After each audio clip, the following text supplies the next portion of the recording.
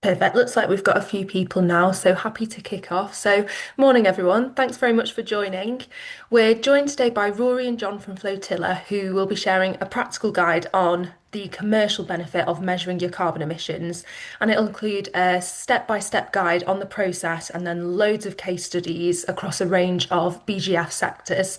Um, We've also asked Flotilla to share the exact benefit for businesses in the tech and business services sectors in this session, as we saw this is a really big opportunity for cross-learning in the portfolio, and we recognise that for those sectors in particular, it tends not to be as intuitive in terms of how you can garner the best cost savings in terms of your carbon emission activities.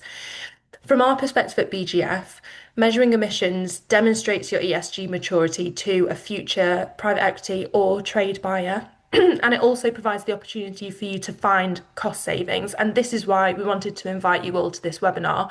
As we identified for your businesses in particular, there might be potential savings to unlock in 2026.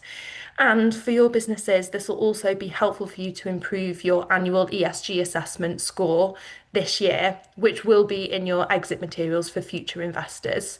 So it's a really timely webinar to help you get prepared for the annual survey, which kicks off tomorrow. At BGF, we've partnered with Flotilla as we think they're the most cost-effective platform for SMEs in particular to automate their carbon emissions measurement. And as part of this, they offer a free 30-minute introductory call. And I've shared the details in the chat already for you to book this in. Just a bit of housekeeping before I hand over to Rory and John. We deliberately made this workshop style to be interactive, so please do ask questions in the chat throughout. There's availability to unmute, keep your cameras on, and there'll be time at the end for a live Q&A. So with that, over to you, John and Rory. Yeah, thanks very much, Laura. Yeah, good morning, everyone, and welcome to the session. And thanks for spending some time with us this morning. So yeah, as Laura mentioned, we're going to be running through sort of measuring and reporting greenhouse gas emissions. We're going to run through a series of different topics, show you the Flotilla platform, and hopefully everyone will leave the session with a little bit more knowledge about what emissions are most relevant to your businesses, how you can measure and report them, and the commercial value to be gained from doing so.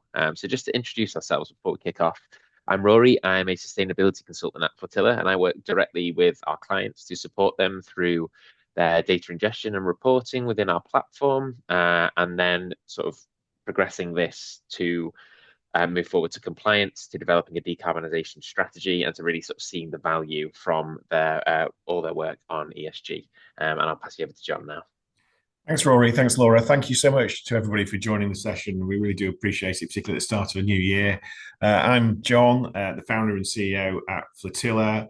By way of background, I was a corporate finance lawyer for nearly 10 years and then moved into private equity.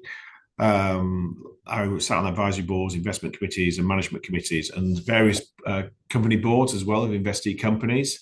And I did that for 20 years, working in the mid-market private equity sector. I had a keen interest in how you can deliver really strong purpose-led leadership, which can generate strong commercial advantages to businesses. And I saw within the private equity market that I worked with a clear need for a solution that really helped SMEs actually solve this complex challenge of providing high-quality data that can be trusted to make wise, informed, powerful decision making, which were both, important in terms of culture, but also important in terms of delivering strong outcomes for stakeholders, and bluntly to help that businesses and leaderships really crystallize the benefit of that for themselves and for their organizations as well. And that's why we founded the business. And the business is a combination of technology. We've built our proprietary platform, and we also have leading consultants. And I'm proud to say, we work with lots of high quality institutions like BGF, and we're fortunate enough to be endorsed by the United Nations and, have partners such as the Policy Centre for Climate Futures, founded by Professor Piers Forster, who's the recently retired chair of the UK Climate Committee. So we seek to deliver really high quality support for all sizes and shapes of businesses, and we'll come on and talk a little bit more as we go through this presentation. In terms of our working relationship with BGF, just to bring this into context, we work with multiple private equity firms primarily because of the ability for us to support and have direct relationships with corporates, SMEs, and large enterprises. We also work with institutions like HSBC, and we work with a lot of funds from VCs through to where BGF operates, and also to larger scale private equity funds such as Inflection, LDC, Palatine, lots and lots of funds as well. So we work with a lot of partners that you may be looking to exit your business to in terms of future investments, but we also work with lots of privately owned and family owned businesses as well. In terms of the relationship with BGF, I'm proud to say they're one of our founding partners. So we've been working with them for multiple years now, and that relationship is cemented around, not looking to sell to investee companies, but to build partnerships with them and to really understand that your needs. Many businesses are time constrained, they have limited resources, they operate in multiple sectors. And so it's really, really important that we start by understanding your requirements, whether that's pure stakeholder reporting, whether that's the opportunity for you to differentiate your services, win more tenders, or build a high quality culture and professionalize your organization beyond where you sit today. And that's really important that we understand that and appreciate for yourselves what matters to you and what you can accommodate within your constraints of the other priorities you have. We absolutely support BGF with their own operational footprint. That's something we've been doing for a while now, and it's really important to us to work at the priority level as well as at the company level, and that's something that we work with across many of our funds. So to the extent of understanding what level of data you need to provide, in what shape and at what quality, and to do that in a really, really efficient manner, we learn from those relationships with our proactive clients to do that for you, but with a direct client relationship with yourselves. One of the things we are keen to do is try and make this cost effective as possible and pain free as possible. So to that end, we have negotiated a discount rate for BGF where the portfolio companies get a 10% discount on our agreed rate. So we're keen to ensure that we're very, very cost effective for the companies we work with. And we also support with new investments, in terms of evaluating their position from a maturity perspective, but also ensuring that we can help them within their first 100 days to do what's necessary, all the way through to supporting them through the life of the investment towards crystallizing the best quality of data and reporting to optimize their exit needs as well. So that's how we work together.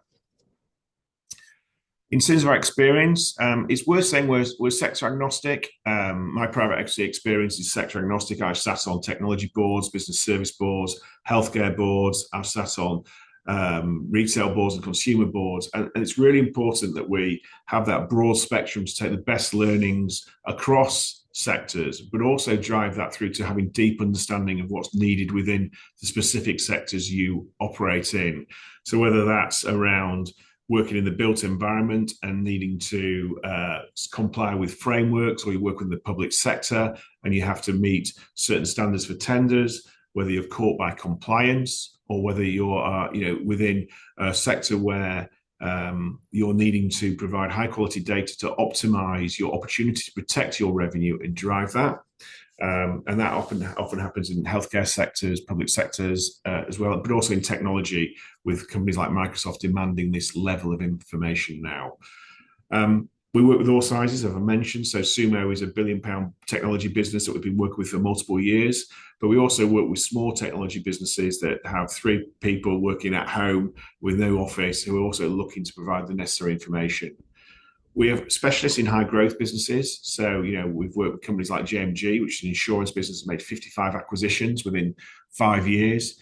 And we've worked with businesses that have transitioned from previous ownerships to new ownerships. So Fulfillment Crowd is a classic example of a BGF investment that's exited to Palatine. And we work now with Palatine across their portfolio as well. So what I just wanted to articulate is whether you're business services, technology, consumer, healthcare, manufacturing, we have all of those relevant examples in the portfolios that we work with, and keen to provide that skill set that's necessary to understand your needs.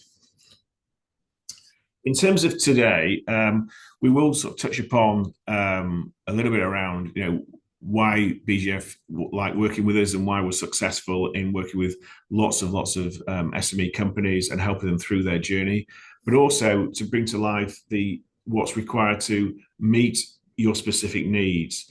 And we feel that the ability to ingest data in a simple, effective, and constructive way, but also in a really premium, high quality way, is the key to the start point for you to set a baseline year from which you can provide the necessary information you need to provide, but then make wise, informed, impactful decisions and commercial decisions, which means you can drive efficiency in terms of the reduction actions you need to take and do that in a way that works for you without overburdening your company, which are practical, pragmatic, and achievable rather than theoretical. So that's a really important theme for us. And we'll bring to life the other advantages that can be brought from undertaking this process in terms of extending your market reach, protecting your revenue, reducing costs, and driving that culture. Rory will talk about the sort of principles of measurement and how you can drive that change and bring that to life through a platform demonstration of what we do.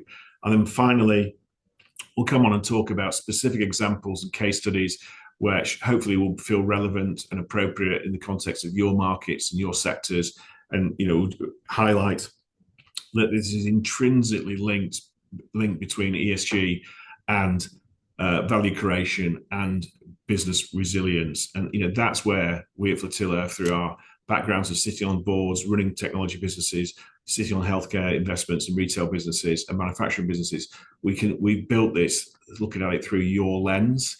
So it's really important that we can bring that to life through the case studies that we'll come on and talk about. So in terms of our platform, we have our own proprietary platform, which has been built by our own development team. The critical path is that the obligation around data collection is extending, whether it's around ESG, and it's moving more towards critical areas such as modern slavery, whether it's talking about quality management systems, whether it's talking about cybersecurity, or whether it's talking about direct carbon measurement. The extension of having investor grade reporting and supply chain tender quality reporting is just increasing and becoming more fundamental to every sector that we all operate in. Beyond that, rather than just simply reporting on these key areas, in order to mitigate risk and to make people feel confident, either at an investor level or supply chain level, it's really important that there's evidence and actions that are proving out that you're taking the right steps in a credible way to ensure your revenue is protected and your value is protected in terms of your activity. So the fundamental drivers, whether it's compliance or commercial, are getting stronger and stronger. In terms of the other major change which is operating within the system, I think for me, one is that there's huge efficiency gains using technology now to collate that data, and it actually is very, very doable at any size, and the platform and program of doing this is becoming simpler and simpler. The art is using that technology, using AI, but also using specialist consultants to take that data to support you to make the right choices based on your sector size and resources. And that's where we feel we can move away from simple compliance to value add. And that's ultimately the data capture, evidence and reporting is what we do. And once that data is embedded into our platform, at the press of a button, you can get that quality of carbon reduction report that you need in a considered way, which can be done and used over and over again for the different requirements that your business needs. So for us, the priority is to evidence that we can build a tailored report that meets your needs, but also do it quickly and cost effectively so that you can get on with your day job and focus on your priorities and your commercial goals. On that basis, I'll hand over to Rory, who will take you through how to measure your emissions and what's the best methodology of doing so.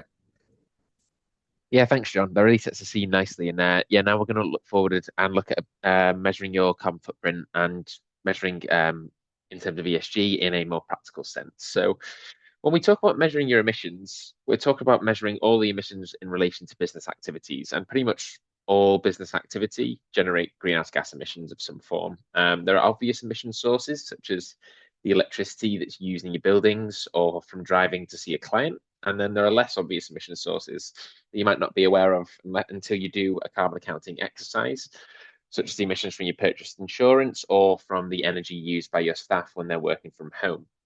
So there's a lot of different areas to consider, and it can seem like it's quite wide ranging, quite complex. A general rule of thumb is that, if you look at your spend data, if you're paying for something, there are usually emissions associated with that, and if you're paying for it, then you are responsible for it, as you're driving sort of the emissions generation in that area. But broadly, we can group emissions into 4 key impact areas, and that's what we do at Flotilla to try and simplify how you measure your emissions and how you talk about and understand where they come from. And those areas are buildings, travel and logistics, people, and the supply chain. And you can see here an example carbon footprint showing sort of how emissions are distributed across those 4 different impact areas. And this is reflective of most business carbon footprints, with supply chain dominating, with travel and logistics and people both being significant but not as significant.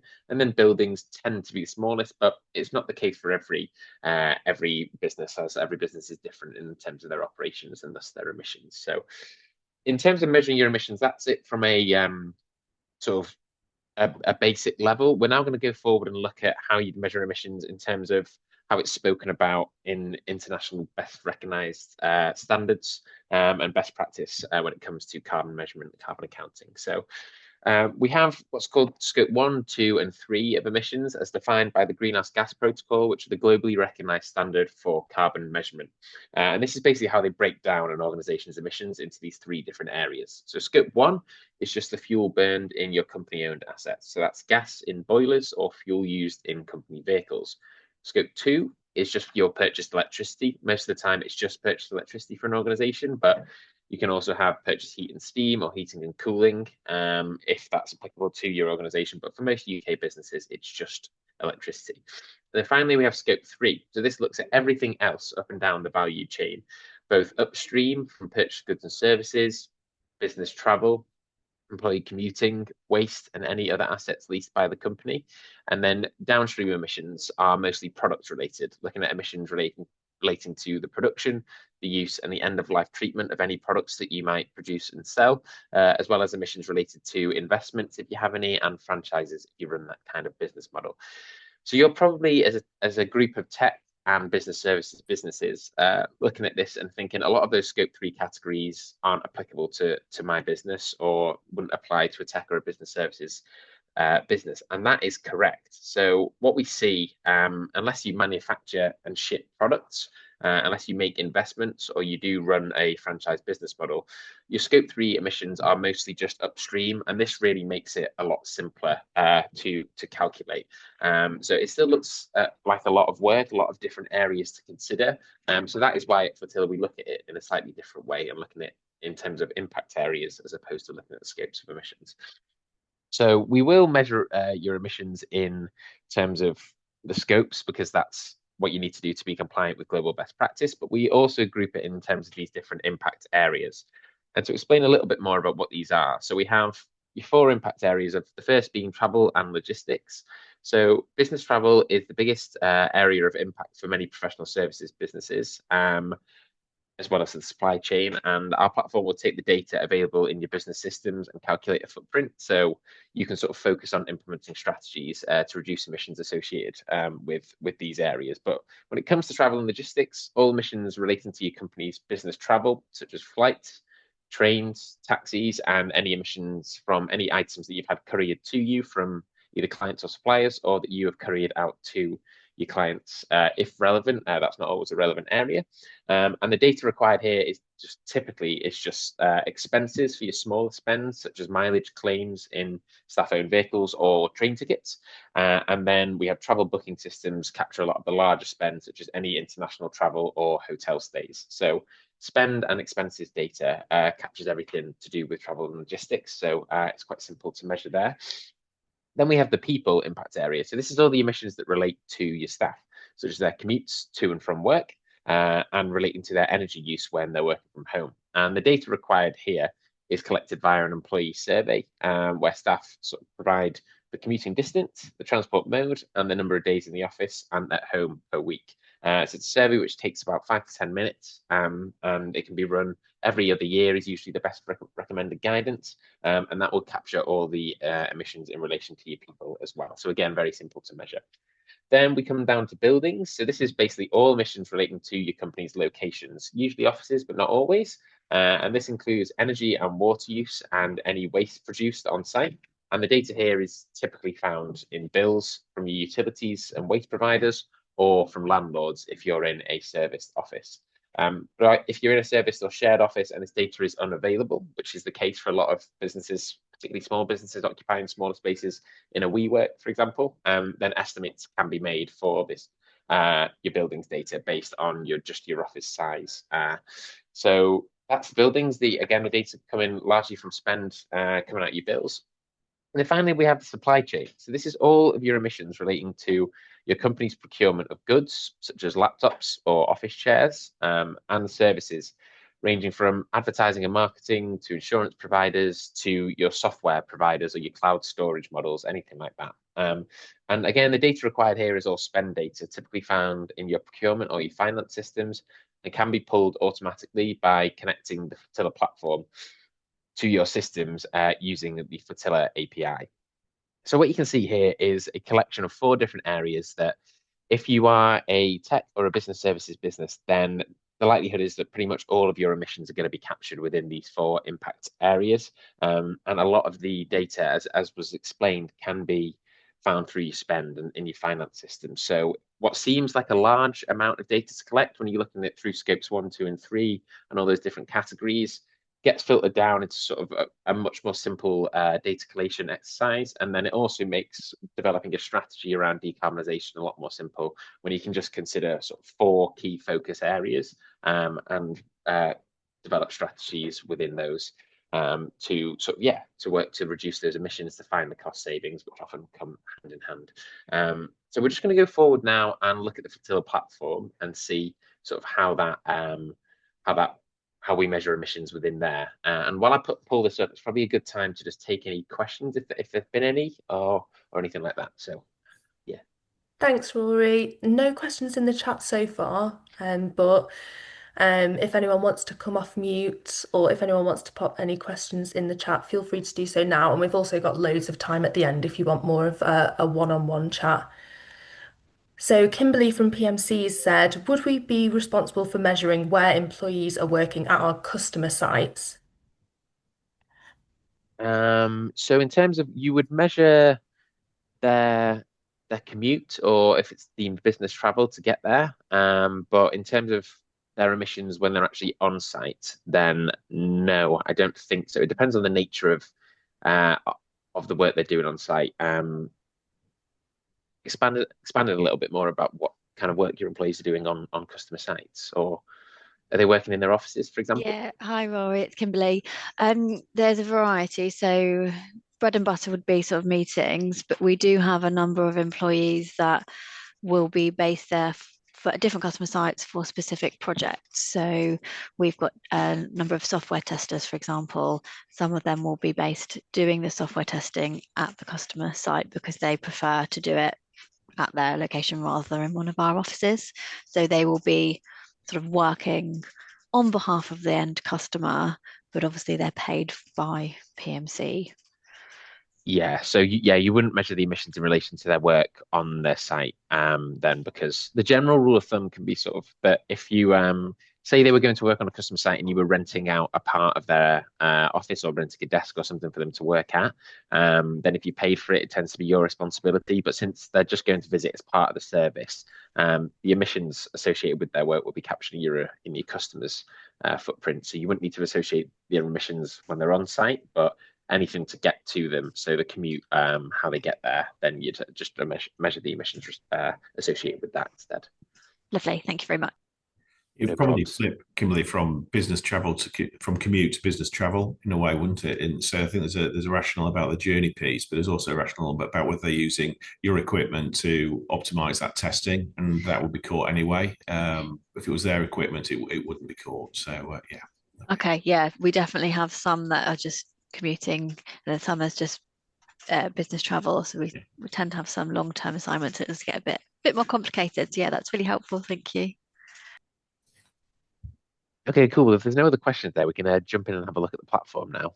So I'll just share my screen again. And can everyone see that? Okay. Yeah. Yeah. Yeah, brilliant. Okay, good. So yeah, what we can see here is the Flotilla platform.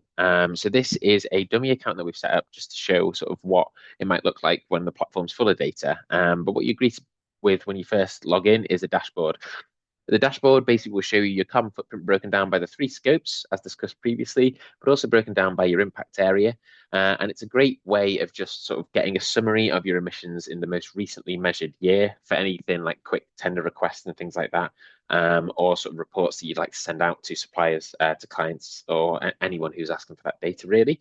You can pop these little widgets out, so you can send them sort of a screenshot of what we can see here, so they can see a nice little data visualization as well as you sending the figures over. And the dashboard essentially contains a summary of everything that is collected within the platform. So we've got your emissions broken down in different ways. It's a summary of your actions so far. So the platform is not only a carbon measurement tool, it is also an action and strategy development tool. So we'll go forward and look at that in a little bit more detail later on. Then we can see a decarbonisation pathway as we go down here. So you can see your progress over the previous years of measurement. So from 2021 to 2024 in this example, with their emissions split out across scopes 1, 2, and 3.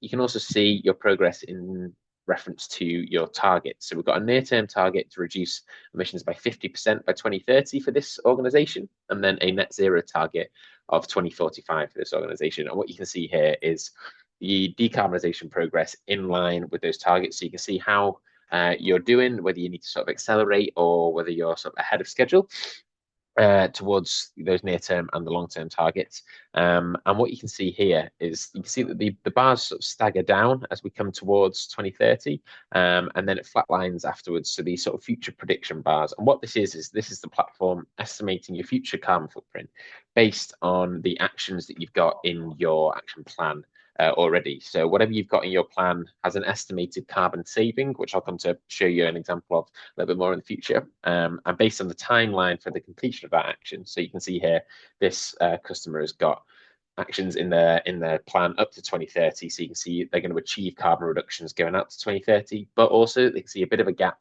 between 2030 and their predicted footprint for them. So they know that they need to implement more actions to reach their decarbonisation targets. So this is looking at it from an absolute view. We also look at it from an intensity view, so in terms of emissions per full-time equivalent staff member, and also per £1 million of turnover. And intensity views are a really good way of sort of monitoring progress in a growing business, because business growth tends to be associated with emissions growth. But if you're growing as a business, your emissions overall are going up, but your carbon intensity per sort of growth metric is coming down, then you know that you're still sort of making the way you're doing business less carbon intensive, even though your absolute emissions are increasing as you're a growing business. So that's, measuring it by £1 million turnover and FTE tend to be quite reflective of how the business is growing. So that's why they're good metrics to use there.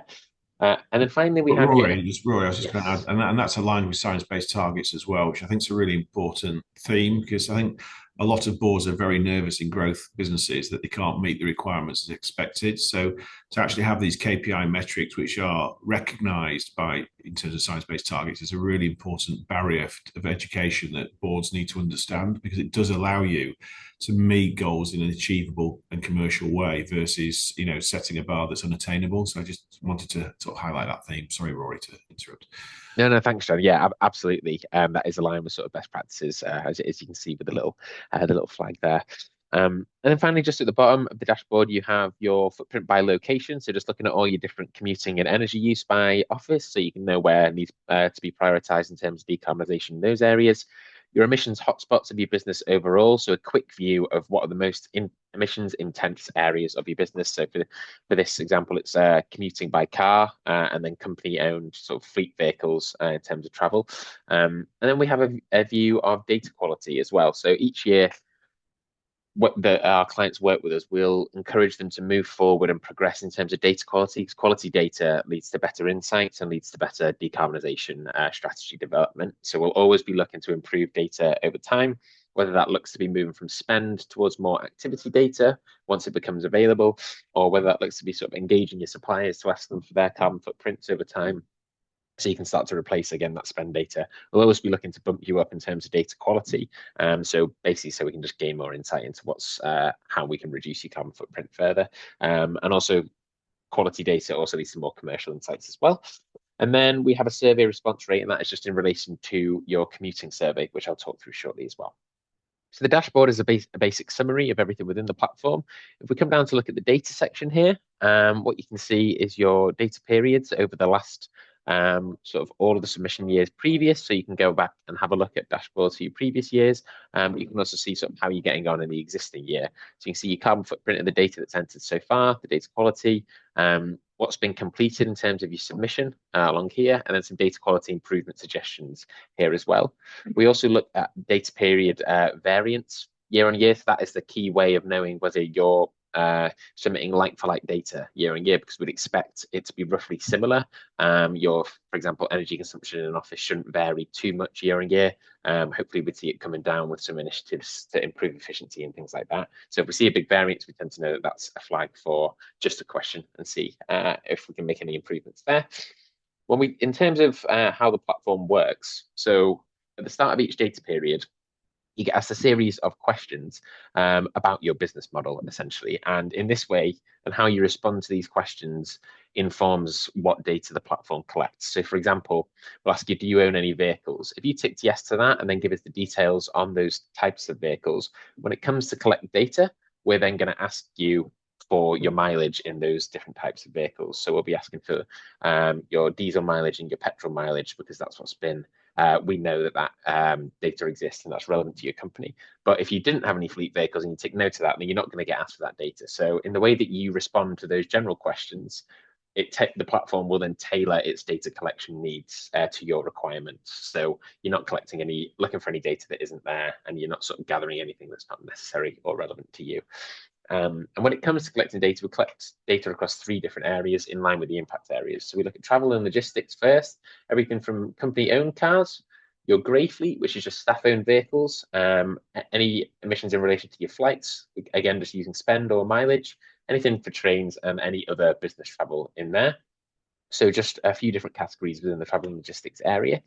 Then we look at your supply chain. So this is just emissions across 3 key areas of supply. So we've got your purchase services, which is everything from your advertising and marketing to your legal fees to your insurance providers. Look at your technology and data, everything from your computer hardware and equipment to software, data hosting, data centers, and the like. And then finally, assets, anything in relation to furniture purchased, plant and machinery, if relevant, any purchased property or anything like that. If it's not relevant, you can just simply click it off, and then you don't have to enter it as well. And what we can do as well with this area of the platform is set up an API. So our platform will directly link to your financial accounts, and then we can pull your spend from your advertising and marketing straight into here at the click of a button each year. So once you set up the API, then it's just you can automatically measure your emissions going forward year on year. And then the final area that we collect information on is just your locations. So we look at your electricity, your fuel use, and your utilities, which is just waste and water, as well as some employee information for the number of staff that work on site for the commuting. And that is all the information that we gather around each of your locations. So you can see here there's quite a lot within this example, but just per office, that is all that we look to gather. And that is it for the data collection. So it's just 3 areas, really: your travel and logistics, your supply chain, and then your locations. And depending on how many locations you've got, that it can be as sort of simple or complex based on that. So then when we come down to look at once we've gathered all the data and we know what your carbon footprint looks like, we can come down to look at the compare emissions area of our platform.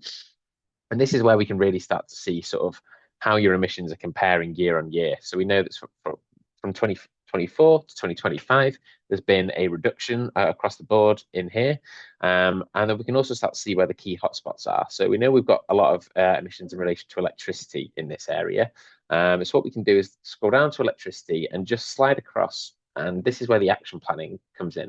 So you start to if you click the plus button over here, you can see a list of actions that would relate to those emissions hotspots that we talked about. So for this example, if we converted all LED lighting, all lighting to LEDs for this company, there's an estimated carbon saving of 108 tons of CO2 just from making that change, based on the data that we've seen entered into the platform and industry benchmark data as well.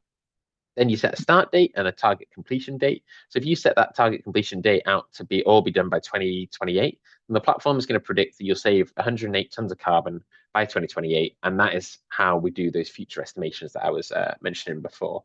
But if you set the start date sort of to now, then you'll know that that's going to be within your plan.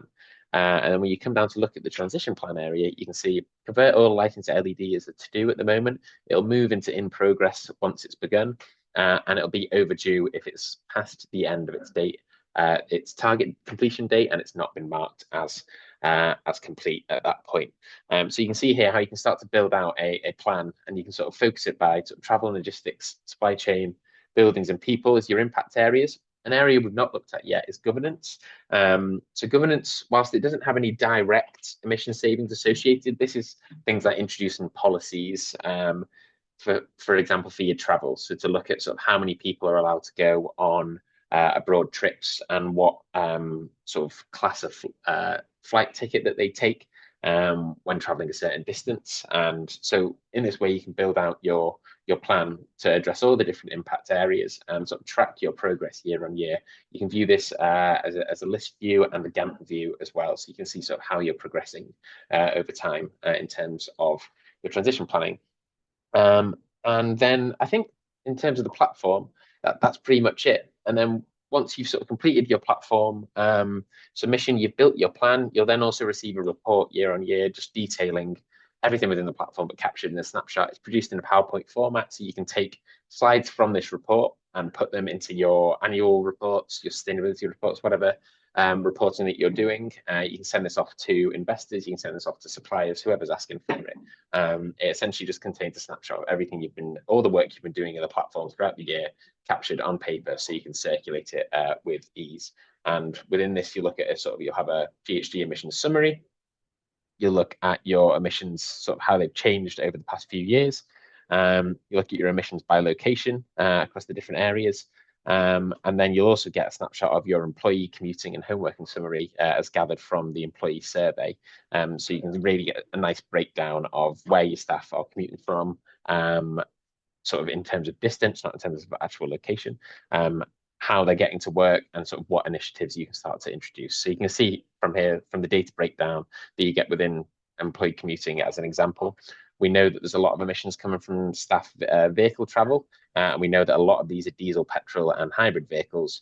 So introducing an electric vehicle salary sacrifice scheme where we incentivize staff members to get in onto driving electric vehicles is going to save the business a lot of emissions. So it's a really sort of effective way of using the data that you've entered to build out your strategy from there. And I think that's pretty much everything I would cover there. John, did you have anything to add? Yeah, thanks, Rory. I was just going to add a couple of points, really. One was around how to use the platform and why we think the consulting services alongside the platform are important. So once your data has been collated, either pulled through from your financial accounts or in terms of supporting with the provision of information, we usually run under our key solution a workshop where we have that data. We sit down with you and the key members of your team to evaluate what your key goals are. Are you looking simply to provide investor high quality reporting? Are you looking to use this on a repeated model to support with framework tenders or to meet supplier requirements? Or are you looking to embed sustainability with a view that you want to differentiate within your market and have something that could lead towards creating a market opportunity to generate revenue for your business and move forward? And from that, we then develop your plan, which is bespoke and tailored to your specific needs. If it's simply meeting your carbon reduction requirements or compliance requirements such as ESOS, we can then just ensure we're doing the things that matter in terms of you achieving those goals. And that may be just simply reducing your carbon footprint by 6-7% per annum. And we do that in a really commercially focused way, orientated towards your drivers. And that may be cost savings. that may be operational improvements, that may be specific needs from suppliers that you work with. So that's a really important combination of the two.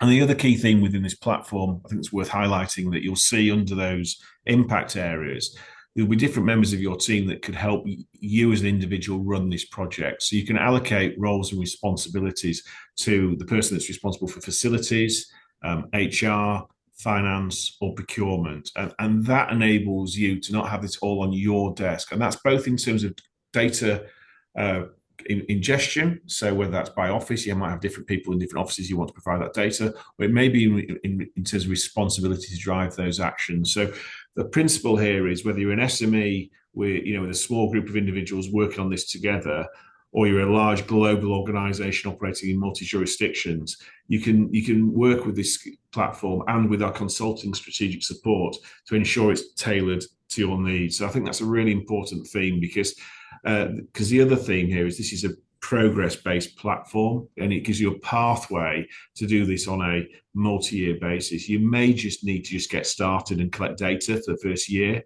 The second year, you may want to put your plan in place. And the third year, you may want to start implementing it as you move towards an exit agenda within your portfolio.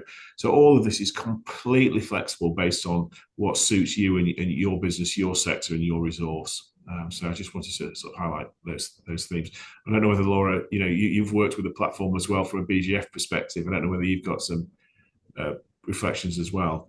Yeah, definitely. So at BGF, we use the platform for our own emissions internally, and I'd say there were broadly four pillars that facilitated decarbonisation progress at BGF. So the first one I would say is the ability to track year-on-year improvements, which we can then communicate to external and internal stakeholders.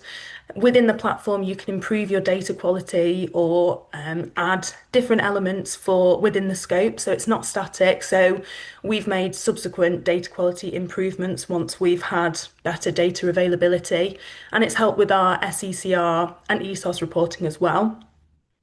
Secondly is the engagement piece. So I think the pillars language rather than the scope language is a lot more engaging for different stakeholders internally. And it helps us in terms of getting the data that we need, getting that engagement, and getting the internal buy-in to set more ambitious decarbonisation targets. And the third one is the survey piece. So we've used the employee engagement survey facility through the platform to get our home working and commuting emissions. And we're also rolling out a supply chain survey this year, which will help us reduce our emissions by improving the scope 3 data from spend to emissions data. And then the final piece is on that target setting. So I'd say on those reports, it was great to then hold a workshop with the relevant internal stakeholders who make the decisions in terms of decarbonisation and the commerciality of different initiatives. And that was a really helpful session for us to set strategic decisions on what target do we want to set. Can we set a net zero target based on our current baseline, and what time frame is the best for us based on our commercial preferences and our stakeholder preferences as well. Yeah, that's great. Thanks very much, Laura. Appreciate that insight in there. Same to you, John. Does anyone have any questions on the platform just before we move back to the slides for the final part of the session? All good? Nothing in the chat? Nothing in the chat. Okay, we'll just move forward. But if anyone's got any afterwards, we've got time for the Q&A at the end. Okay.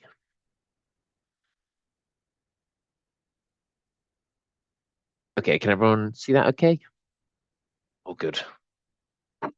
Okay, so just to quickly look forward and look at a sector spotlight, looking at business services and tech companies and what your general emissions are likely to look like if you were to measure them. So for business services, we see a similar pattern across business service providers, illustrated that supply chain is the largest impact area, where you can just submit your spend data to measure it. And then buildings account for less than 10% of total emissions, often with just smaller offices in relation to the supply chain. Both of these example companies have scope 3 emissions of over 85%. So this is very typical when it comes to business service providers. So most of the data here comes out of your financial accounts, but yeah, your scope 3 emissions is going to be the largest portion of your emissions with your supply chain and your business travel captured within there. Supply chain emissions for business services tend to be mostly made up of purchased other business services and technology and data purchases. So in these examples, we can see that purchase services account for over 25% of the total emissions in both cases, and technology and data purchases account for over 12% of the total emissions in both cases. Travel follows a less consistent pattern from business to business because that just tends to vary on how you operate. But if your company flies regularly, then the flight expense emissions will dominate your travel footprint. And then people emissions are shared between commuting and home working. And the share is dependent on hybrid working conditions. But just sort of through a 5-minute online survey and through looking at the number of staff that you've got at each office, you can measure that impact area pretty easily and understand the full impact of those home working and commuting emissions. Then to look at tech companies, we see a different profile. So supply chain is still the largest impact area, but it's much more significant than we saw in business services. Travel and logistics and people once again follow, but they account for smaller portions than for a business services company. And what you might see here as well is that the absolute emissions of a tech company tend to be bigger, not always, but tend to be more significant due to the large amounts of procurement. And speaking of procurement, so both these companies have scope 3 emissions of over 90%, and that is typical of this sector due to the supply chain's heavy influence. Tech companies tend to have supply chain emissions made up mostly of tech-related purchases, but again, other purchase services. So in these examples, we can see tech and data purchases, looking at things like software, hardware, data, sort of cloud provisions and data centers account for over 40% of emissions, and then purchase services account for over 20% of total emissions. Travel, again, follows a less consistent pattern, but once again, if flights are in there and they're significant, then they're going to dominate the travel area of the footprint. And then people emissions, again, are shared between commuting and home working, which can be, you can find out more information from through the employee survey. So that just gives you a quick idea of what your footprint is likely to look like within each of those sectors. You might not always follow that pattern, but generally it tends to be fairly consistent within sectors across our client base. And I'll now pass forward to John to look at building and protecting value and some of the examples that we've achieved working with our Flotilla clients. Thanks, Rory.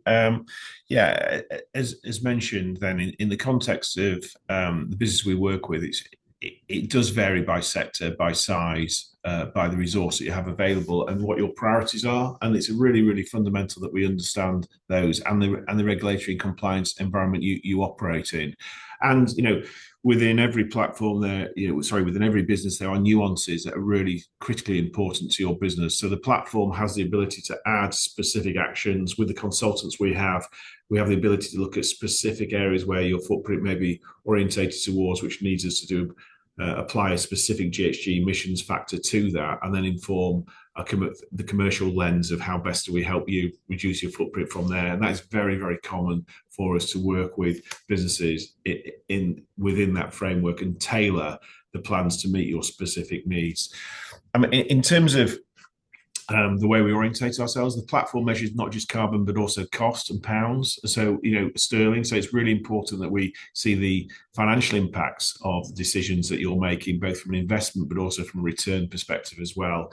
And so we're pleased to set out some examples here where we've helped businesses with different scenarios. The first being a professional service firm. We work with lots of firms as well, because they sit within the supply chain of all types of sectors, and therefore their carbon measurement and their carbon reduction plans are critically important. Sanderson Weatherall is a national surveying practice. We help them look at their travel and logistics, and we looked at building a policy for them in terms of how they should look at travel, and also how they should adapt their fleet in terms of having zero vehicles in terms of carbon footprinting as well. And that saved them £32,000 within the first year. Sumo, the second one on this list, is a technology game creator. We've worked with the business for a number of years, and it recently went through a £1 billion sale to a Chinese acquirer. It had been backed by private equity twice before, and we helped position that business for that exit in terms of optimizing its ESG data, producing its due diligence report for its exit, supporting the board to articulate what they're doing. And this became a fundamental key area for them, both in the secondary buyout, but also in the final exit. But also critically, one of the things we looked at was how we could reduce costs for the business as it came towards that exit and also reduce its footprint. And one of those themes is around extending the life of its hardware. And within this business, we managed to save, circa £2 million of cost. When you apply the multiplier factor to that, that was a material saving for the business in just one area, alongside all the work we did around energy, the facilities, the footprints, and the supply chain as well. MyCom's the third example here. MyCom received a letter from the Environmental Agency, and when we look at regulation and compliance, we have a regulatory checker on the platform that looks at your business to evaluate what regulations you may be caught by, but we also really look at whether these regulations and compliance requirements have teeth, whether they will create a fine risk or they will create a revenue risk, or whether they're coming down the pipe for you, but due to size or location you're not yet caught by them. It's a really important theme. ESOS is a theme which is very, very common within private equity businesses, portfolio companies, and they do have teeth, and there are material fines that are applied. MyCom received a letter for non-compliance. We produced the appropriate data and supported the ESOS reporting within a matter of days, actually, to avoid them crystallising this fine. And I think this comes back to how efficiently we can help businesses produce a carbon report and a reduction pathway for them. We can do this very, very quickly if we orientate towards an operational footprint and some limitations to the Scope 3 work that's needed. But then we can go much, much further and refine the quality of that data and enhance it over time. In terms of healthcare, we work with a lot of care groups. We work for a lot of healthcare businesses that are with global reach. This was actually a business backed by Sonova, Charnwood. It basically was a pharmaceutical business that had lots of small labs, but it had a really poor structure in terms of its energy consumption. And so we helped evaluate what was needed here. They introduced the IoT devices to limit the labs that were being utilized versus those that were closed. And we crystallized a material saving for them, which again sort of created a sort of exit multiplier impact in terms of the savings that they crystallized, converting into realized value when the business was sold. Another example here is one around tenders and supply requirements. Many technology businesses will be faced by the challenge of receiving requests from companies like Microsoft to provide them with high quality level data. Because we've been working with Sumo for a period, we were able to respond to their inquiries within a matter of days. And again, that was really seen to sort of drive forward Sumo as a credible partner for one of their key publishers. And they also now receive that data requests from Apple, Google, and Amazon as well. So these themes are coming to the fore across lots of sectors, whether it's the built environment, public sector, or the large grocers. These are themes are consistently coming down the pipe in areas we help our clients with. So really, when we work with the companies we work with, we are really keen to understand what their budgets are, whether it's cost control and carbon savings they're looking at, and what really is going to impact them to help them achieve their wider commercial strategy, alongside not impinging their resources to drive the outcomes that they need, but helping them professionalize their businesses towards that key exit event, which puts them in the best light when they come to go through that process. So in summary, conscious of the time, I'll just do this very quickly. As I've said, we really do want to tailor what we do based around your specific needs. But for us, BGF, are very focused on us supporting building true long-term value and resilience within your business, so that you can future-proof against any uncertainty or risk which may impact your value chain, your own structure or operations, or your own culture and the talent that you can recruit. That's really, really important. Secondly, how do we celebrate and highlight your points of differentiation and your success? Well, we help through evaluating the right external accreditations that are optimal for your business, and how we can support you to gain those accreditations really, really effectively and quickly, whether that's B Corp, whether it's science-based targets, whether it's participating in EcoVadis, whatever it may be. We have a lot of experience here. And the major theme is for businesses that are PE backed, there will be an event at some point with the transition of ownership. And, we are specialists in helping businesses evidence really strong cultures, high quality boards that are very focused on resilience and value creation, really focused on great cultures, have highly delivered strong corporate governance. And this builds the trust and it avoids risk in the context of your exit potential and evidences, a premium point of difference. And that's highlighted, I think, in terms of the survey done by Boston Consulting Group that did state and proven that, businesses tend to be more profitable by some margin if they have the right approach to these key areas that we've been talking about today. So I've rattled through that a little bit, but I'm just conscious of time. So maybe we should pick up on a few of the questions that have come in, Laura, now. Yeah, that's great. And thanks very much. That was a really engaging session from John and Rory. Just a couple of bits, final comments from me. I would just say, in terms of growth businesses at BGF, I think there's a common misconception that target setting and net zero targets aren't for you because of the growth. And I think we've debunked that in this session. The focus is really on in setting intensity metrics and rebaselining when you make those significant acquisitions or organic growth. So it is really relevant to BGF businesses. And at BGF, we are seeing it as an increasing element of exit materials that are requested for our businesses. So this is now a really core part of our exit prep for businesses.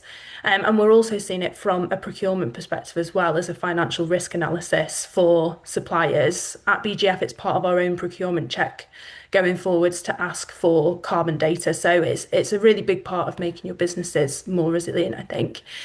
So we've got a couple of questions in the chat. The first one's from Martin Smith, who's the HR director at Apprentify, and they provide training for digital marketing, social media, and tech courses. And Martin's asked, can you clarify the required data capture? So apart from API to accounting software, what other ways will they need to input the data into the platform? Yeah, so in terms of if you were to take the API route from the accounting software, then that can also it can pull in all your supply chain data and your travel expenses if that's within your financial systems as well. But assuming not, then it's just an annual spend figure per sort of supply chain spend category per area of travel and logistics. So we just look at an annual figure for your, for example, fleet vehicle mileage claims. And then we look at an annual figure for all of your energy consumption within your buildings, any spend on waste, and any spend on water. So it's basically just for the relevant emission sources to your business, we just take one figure of what you've spent that year. If you have high quality data, so if you have, for example, in your energy, you've got the amount of kilowatt hours you've used over that year, then we take that as well. Absolutely. We like to take sort of both if we can.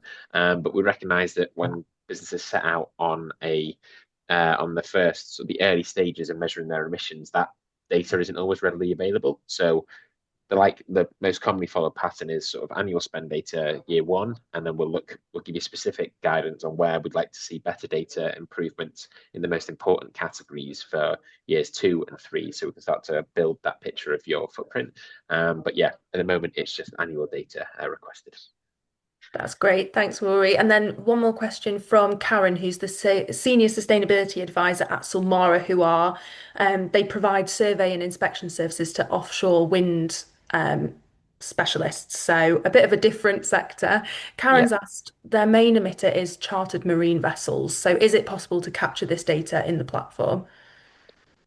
So is that you chartering emissions vessels to take sort of staff members out to essentially survey the offshore wind farms? Because if it's moving people, then it would go in your sort of scope 3 downstream leased assets. So it'd count as sort of you're leasing out those boats, and we'd look at either the distance covered, or we could look at the fuel used in the vehicles if you have that data. or we can look at the spend as well if you don't. If it's to move goods, then it would go in your logistics. But either way, sort of it just depends on what type of what's being carried on the boats essentially. As to where we put it. It's worth noting we in that sector we do work with Boston Energy. That's a wind farm, offshore wind farm specialist as well. So we do have experience of that sector. If that's something you'd like to take offline and chat about as an LDC backed investment, it's also worth just flagging it that's obviously quite a niche case, but because we can add sort of individual data collection fields into the platform. So pretty instantly. So if you've got sort of specific data that wasn't displayed during that demo, then you'll be able to measure it still. We could just add it in specifically for you. So yeah, no problem there. That's great. Thanks very much, both, and thanks everyone for joining. Just a reminder that the recording will be available on Scale if you need to share it with anyone in your network, and just contact me if you need access to Scale or want a reminder of John and Rory's contact details. But yeah, thanks everyone. Hope you enjoy the rest of your day. thank you so Thanks much. all. Thanks for joining. See you later. Look forward to hearing. Bye.